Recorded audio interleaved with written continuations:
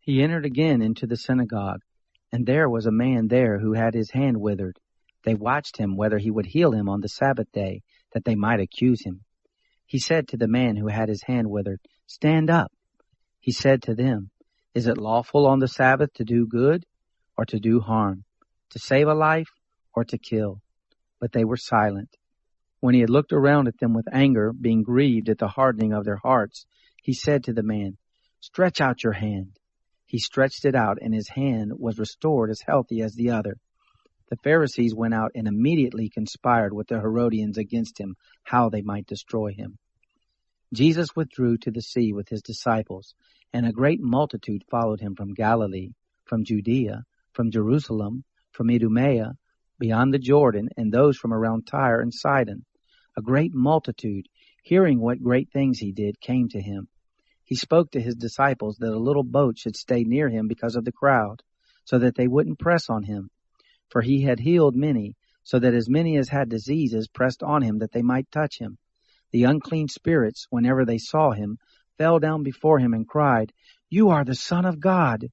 He sternly warned them that they should not make him known. He went up into the mountain and called to himself those whom he wanted, and they went to him. He appointed 12, that they might be with him, and that he might send them out to preach, and to have authority to heal sicknesses and to cast out demons. Simon, to whom he gave the name Peter, James the son of Zebedee, John the brother of James, and he surnamed them Boanerges, which means sons of thunder, Andrew, Philip, Bartholomew, Matthew, Thomas, James the son of Alphaeus, Thaddeus, Simon the Zealot, and Judas Iscariot, who also betrayed him. He came into a house. The multitude came together again, so that they could not so much as eat bread. When his friends heard it, they went out to seize him, for they said, "He is insane."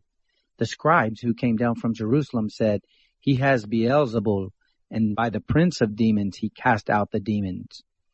He summoned them and said to them in parables, "How can Satan cast out Satan? If a kingdom is divided against itself, that kingdom cannot stand. If a house is divided against itself, that house cannot stand. If Satan has risen up against himself and is divided, he can't stand, but has an end. But no one can enter into the house of the strong man to plunder, unless he first binds the strong man, and then he will plunder his house. Most assuredly, I tell you, all of the sons of men's sins will be forgiven them, including their blasphemies with which they may blaspheme. But whoever may blaspheme against the Holy Spirit never has forgiveness, but is guilty of an eternal sin, because they said, 'He has an unclean spirit.'" His mother and his brothers came, and standing outside they sent to him, calling him. A multitude was sitting around him, and they told him, "Behold, your mother, your brothers, and your sisters are outside looking for you." He answered them, "Who are my mother and my brothers?" Looking around at those who sat around him, he said, "Behold, my mother and my brothers. For whoever does the will of God, the same is my brother and my sister and mother."